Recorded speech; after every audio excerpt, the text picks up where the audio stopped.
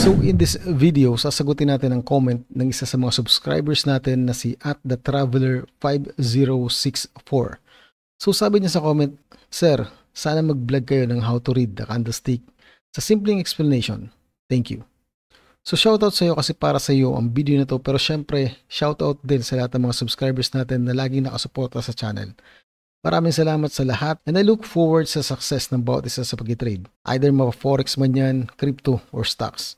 Pero bago tayo magsimula, kung bago ka pa lang dito sa channel at hindi ka pa nakakapag-subscribe, smash mo na kaagad yung subscribe button pati na din ang notification bell icon para lagi kitang ma-update sa mga latest video. So tara, in 3, 2, 1, let's go!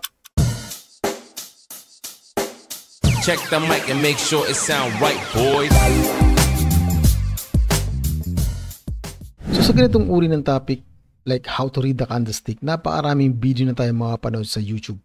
Pero sa dami ng mga video na napapanood natin, nagkakaroon na tayo ng information overload and this is a big problem. Kasi magkikreate ito ng confusion sa trading psychology natin, but in this video, ituturo ko sa inyo how I personally read the candlestick. Paano ko ba tinitingnan ng candlestick on my own point of view at kung paano natin ito magagamit as an advantage sa pag-trade natin. Na-acquire ko ang information na to based on my personal years of experience by observing the movement of the candlestick every time na humaharap ako sa chart. So make sure na panoorin mo ang video na to hanggang sa uli kasi this might give you your aha moment. By watching the candlestick daily, I realized na each candlestick tells a story o meron siyang istorya na nabubuo. Every time na tinitingnan ko ang isang candlestick at nakakakita ako ng green o red candlestick, kahit anumang type of body size meron siya, I realize na this is not just a green or red candlestick, but there is a war o merong labanan na nangyayari between buyers and sellers.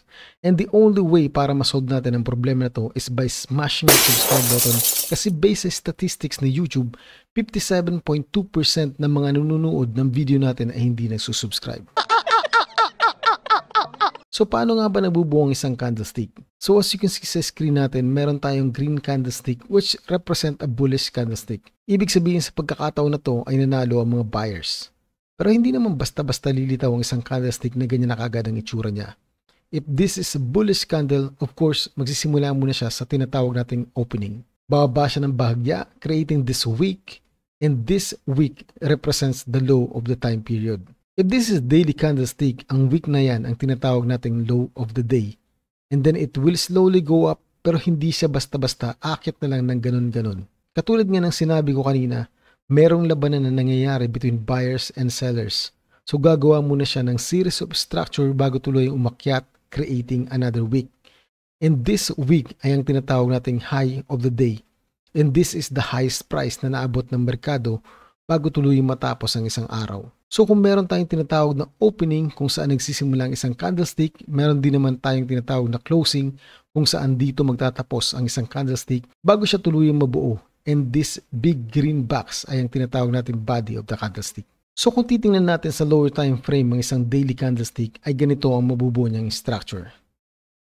A daily bullish candlestick create a series of higher highs structure sa lower time frame. So ganito din ang magiging explanation natin kung titingnan natin ang isang red candle o yung tinatawag nating bearish candle kung saan nanalo ang mga sellers sa labanan.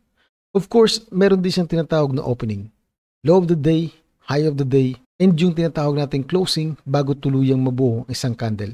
And if this is a daily candlestick, kung titingnan natin siya on a lower time frame ay meron din siyang series of structures na nabubuo. So paano naman natin magagamit ang information na to as an advantage sa pag-trade natin?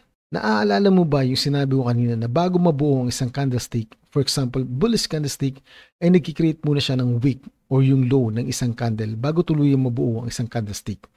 So if we are looking at a daily candlestick, there is a high probability chance na bukas ay bullish pa din ang mabubuo na candlestick bago matapos ang isang araw. So para ma-identify natin na bukas ay bullish candle pa din ang mabubuo, we need to wait patiently.